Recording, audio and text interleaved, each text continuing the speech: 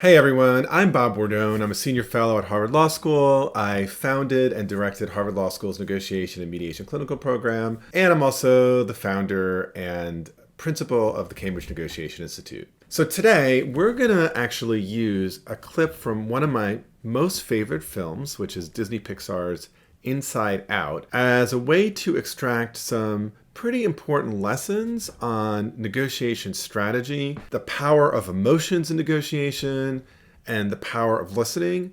And we'll also get a little sense of some things that you ought not to do, but that people sometimes do a lot. By the way, if you have not seen this film, you should see it because it's brilliant and fun, and it's not just for kids, and it's filled with negotiation lessons.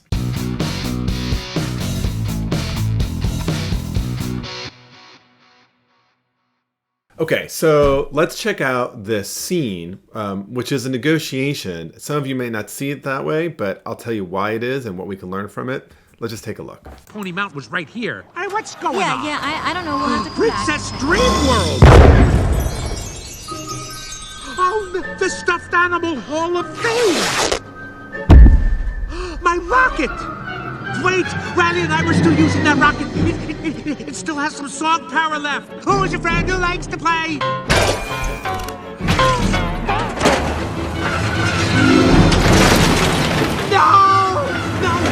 No, you can't take my rocket to the dump. Riley and I are going to the moon.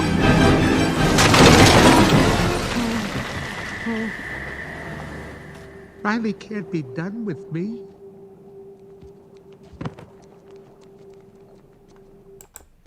Now, I gotta stop right there because when I was in the movie theater watching this, I just felt really sad. I mean, can you imagine your best friend is in the process of ruining all the games that you played together? No consultation at all. The other thing, it's a little strange, but you know Bing Bong there? Bing Bong's face, it looks a little bit like my golden retriever's face. So I have a pretty strong affiliation affection for poor Bing Bong. Hey, it's gonna be okay. We can fix this. We just need to get back to headquarters. Which way to the train station? Okay, so let me just pause right there. This is a common move that I think people make in negotiation, and it's from a place of trying to be helpful. It's gonna be okay. How many times have you been with somebody and they're kind of upset and you want to make them feel better, right? So you say, don't worry, things are gonna work out. Don't worry, it's going to be great. This is a real negotiation problem, right? Because typically, in a moment when someone is feeling sad or anxious or upset or worried, the last thing they need is to have that minimized. So Joy here, right? Definitely trying to be helpful, probably not so helpful. Well, let's keep watching. I had a whole trip planned for us. Hey, who's ticklish, huh? Oh, there's another mistake. Poor Joy. I like her. She has the best intentions. Bing Bong says, I had a whole trip planned for us. Joy is very intent on her purpose. She wants to figure out where the train station is. So she doesn't hear him at all, and she just persists on her agenda. Another common negotiation mistake. In negotiation, right, we need to care about what's important to us, but actually also what's important to the other side. Comes the tickle monster. Hey, Bing Bong, look at this. Oh, here's a fun game. You point to the train station and we all go there. Won't that be fun? Come on, let's go to the train station. Okay. Now, there's something really admirable in what Joy is doing here and something that's clearly completely backfiring. So what's the admirable thing? Well, the admirable thing is she's coming up with all sorts of ideas to achieve her goal, which is getting to the train station. And in negotiation, we usually call this brainstorming options. But here's where it's a little bit amiss. The very word brainstorm usually suggests some kind of joint activity. And here it's actually just one person doing all the work. And as we could see, so far, actually Bing Bong isn't changing his mood. He isn't responding. Things actually seem to be headed downhill. But let's keep watching.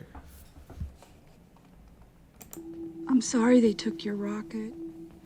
They took something that you loved. It's gone. Forever. Sadness. Don't make him feel worse. Sorry.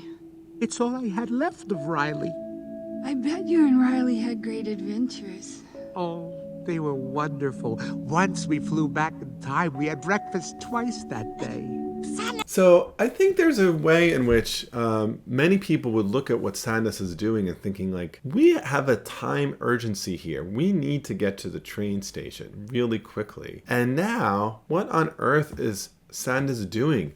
Bing Bong is like riffing about like memories. This seems completely off point. On the other hand, for the first time, Bing Bong's actually talking, and I would actually say maybe he's feeling hurt a little bit. And if you want to be a good negotiator, the most important thing at first is to make the other person, the person you're trying to persuade to do something or not do something, actually feel hurt. But let's keep watching. It sounds amazing. I bet Riley liked it. Oh, she did. We were best friends. Yeah, it's sad.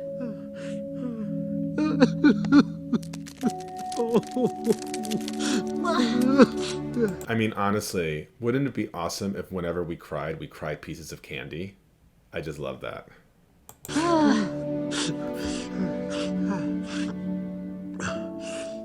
I'm okay now. Okay, maybe that was a little fast, but I don't think it's totally unrealistic. The brilliant move that Sadness makes is she actually embraces the emotion. She actually says, you feel sad. And what's interesting is that Bing Bong then responds. And here's the real critical piece. Let's see what happens next. Come on. The train station is this way.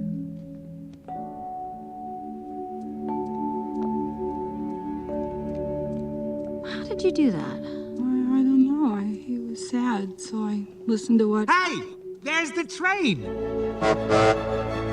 How did she do that? That is a really good question. And what she really did is use this stealth weapon that is central to negotiation, which is active listening. Really listening for the emotional content, for the feelings, and then really giving a chance for the other person to share what's important to them. And in this case, what was important to Bing Bong was being able to share some of his sadness, being able to share some of the memory of his really good friend, Riley. Once that acknowledgement of emotion piece happened, the problem solving was pretty easy. Bing Bong knows where the train station is. He's happy to point it out. So many times in a negotiation, I know I find myself much more like the Joy character. Here's an idea, here's an idea, here's an idea, here's an idea. But the wisdom of this clip, the wisdom is all in Sadness. The way that character listens well, creates some space, and allows Bing Bong to actually produce the solution on his own. I think the beauty of this clip is really how counterintuitive that active listening move is,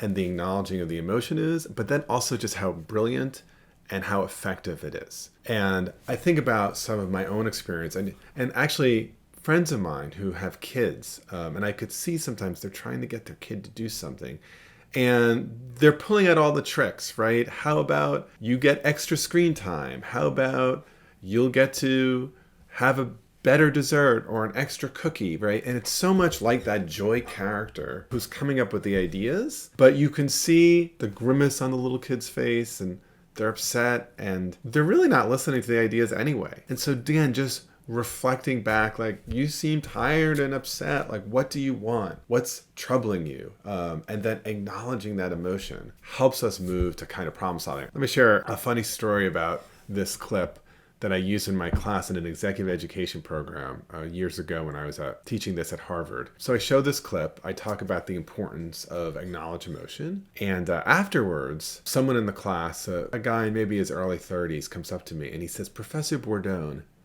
now I know everything." I thought, like, wow, okay, like, you have definitely gotten your money's worth out of this course, but say more, what do you mean?